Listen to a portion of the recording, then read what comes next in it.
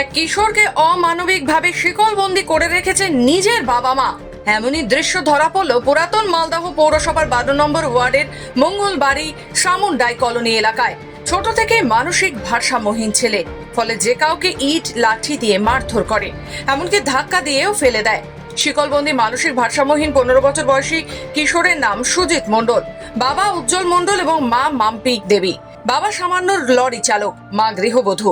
মা মাম্পি দেবী জানান, ছেলে জন্ম থেকে মানসিক ভারসাম্যহীন, তার ভয়ে তটস্থ গোটা পাড়া, এমনকি বাবা মাও। ছেলের ভয়ে একমাত্র মেয়েকেও বাড়িতে রাখতে পারেন না তারা।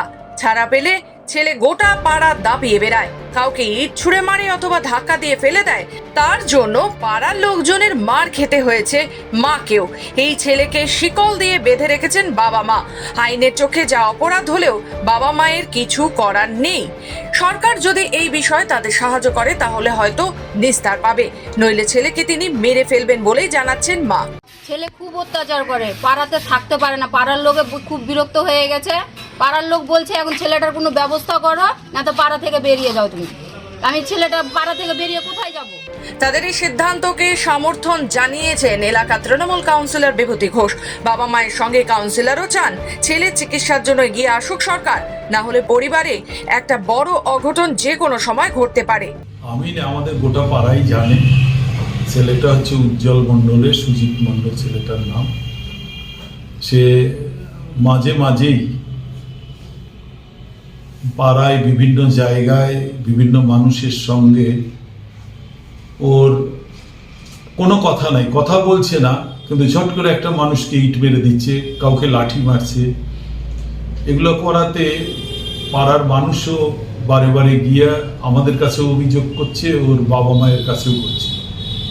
বাবা মা বাধ্য হয়ে, যেটা শিকল দিয়ে বেঁধে রাখা নিষেধ আছে সরকারের, মানে অনেক সময় সেই নিষেধকে গুরুত্ব না দিয়ে বেঁধে রাখে, কারণ তারা ওই ছেলে দ্বারা অনেক সময় অশান্তিতে পড়ে যাচ্ছে।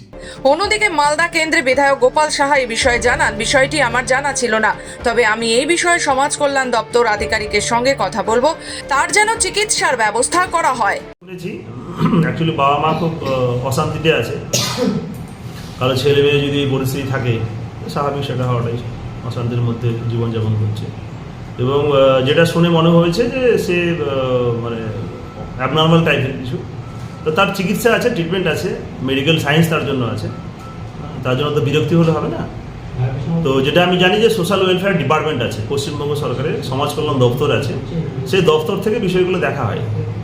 বিভিন্ন হোমও আছে, যদি কিছু এক্সেস কিছু মনে হয়, আমার মনে হয় যে তাকে যদি হোমে রাখা হয় আর হোমে রেখে যদি তার চিকিৎসা করা হয়, আমার মনে হয় সে চিকিৎসায় সুস্থ হয়ে উঠবে। মালদা থেকে নিজস্ব প্রতিনিধি রিপোর্ট, খবর বাংলা।